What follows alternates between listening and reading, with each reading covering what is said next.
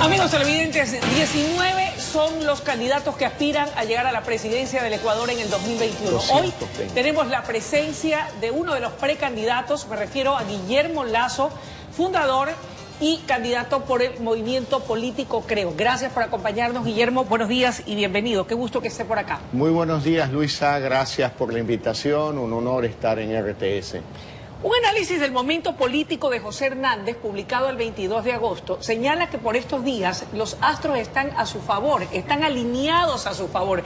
Esto tal vez haciendo un poco alusión a la declinación de las candidaturas de Álvaro Noboa y del ex vicepresidente del presidente Moreno, Otto Sonnejohner. ¿Usted qué opina? ¿Están los astros alineados a su favor? ¿Cómo se siente? Bueno, yo creo que es una afirmación que lo que quiere decir es un alineamiento de determinadas condiciones, obviamente alrededor de algo que existe. El proyecto político de Creo existe, con una red territorial presente en las 24 provincias, en los 221 cantones, en más de 1000 parroquias, con organización gremial de jóvenes, profesionales, presencia en Europa, en Norteamérica y en Sudamérica. Así que hay una potente estructura territorial, con un plan de gobierno que lo hemos venido trabajando en los últimos 10 años, y también con propuestas muy claras para sacar adelante al Ecuador de esta triple crisis. Ahora, dos puntualizaciones a propósito de esto. Dicen que la tercera siempre es la vencida. ¿Será el 2021 el año del triunfo electoral contundente de Guillermo Lasso? Bueno, eso depende del pueblo ecuatoriano, de la confianza del pueblo ecuatoriano y obviamente si Dios así lo desea. Ahora, usted dijo otra cosa en esta primera parte de su entrevista. Tiene 10 años recorriendo el país, conformando una estructura política sólida y conociendo la realidad nacional, recorriendo todo el territorio ecuatoriano. Pero si bien es cierto, la experiencia cuesta, tiene su peso por encima de la improvisación, ¿cuánto cree que pesa la ideología o la tendencia ideológica del movimiento que avala una candidatura en un país como el nuestro? Es importante, sin duda alguna, Luisa, pero en el momento que vive el Ecuador, no es el momento de ideologías de izquierda o de derecha, es el momento de los ecuatorianos. Y por eso nuestro proyecto político es un proyecto inclusivo. Incluye a los 17 millones de ecuatorianos. Pero ¿cómo si incluye a los 17 millones de ecuatorianos explica que haya 19 candidatos? ¿Por qué no ha sido posible que la derecha haga un solo frente de derecha para precisamente apoyar a una sola candidatura de esa tendencia? Nuestro frente y nuestra alianza es con el pueblo ecuatoriano, con aquellos jóvenes que quieren estudiar en la universidad y no obtienen un cupo o los obligan a estudiar lo que ellos no quieran. Nuestro compromiso y nuestra alianza es con aquellos jubilados que quieren vivir en paz sabiendo que van a cobrar su jubilación. Nuestra alianza y compromiso es con aquella madre ecuatoriana abandonada por su esposo a cargo de 2, de 3 hijos, que quiere un empleo o que quiere emprender. Ese es el compromiso y la principal alianza de nuestro proyecto político. Hablando de alianzas, se corrió un rumor como la espuma y yo quiero preguntarle si es verdad o es mentira, que usted recibió, antes de que se anunciara la candidatura de la abogada Cristina Reyes como la precandidata por el Partido Social Cristiano, una llamada de Pascual del Chiopo en nombre del abogado Jaime Nebot, queriendo reunirse con usted para un acuerdo. ¿Esto es cierto? ¿Hubo esa llamada?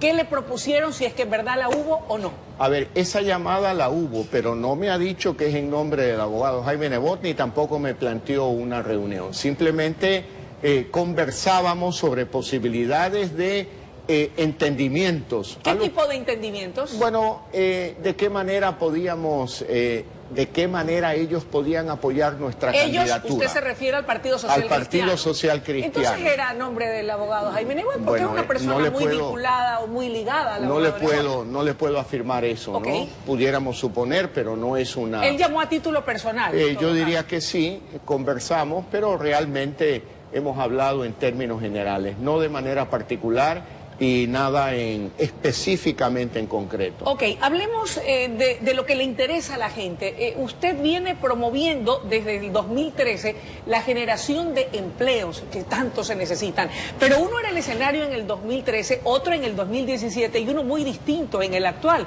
en donde además de la caída de los precios internacionales del petróleo, vivimos no solamente en el mundo entero, Ecuador, que es parte del planeta, los efectos de una pandemia devastadora en lo económico.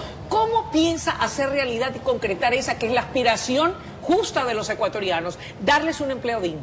La más grande herida social que tiene el Ecuador es la falta de empleo. De cerca de 8 millones de ecuatorianos que forman parte de la población económicamente activa, apenas después de la pandemia, 2.750.000 tendrán un empleo formal. El resto, la gran mayoría, 5.250.000 ecuatorianos, viven en el desempleo, en el subempleo y en la informalidad. ¿Cómo cambiar esa realidad? Con inversión. Inversión. La economía es como, de alguna manera, un avión de dos motores. Aquí está un motor que representa la economía pública y el otro motor que representa la economía privada. Tenemos que provocar, tenemos que hacer que funcionen estos dos motores a través de la inversión pública y la inversión privada, para que estos dos motores, impulsados por la inversión, generen empleo. Pero para que venga la inversión extranjera, por ejemplo, ¿qué es lo que pide siempre todo inversionista? Aquella seguridad jurídica, y aquello, de acuerdo a lo que dicen, entendidos en la materia, y los propios inversores, dista mucho de existir en el país. Lo primero que requiere un inversionista son oportunidades para invertir, y el Ecuador no ha presentado esas oportunidades. ¿Usted las va a crear? Pero claro, el sector petrolero es un sector donde el Ecuador puede dinamizar mucho la inversión. Una aspiración de nuestro plan de gobierno es que durante 4 años podamos duplicar la producción petrolera. Ecuador tiene el doble de las reservas petroleras que tiene Colombia.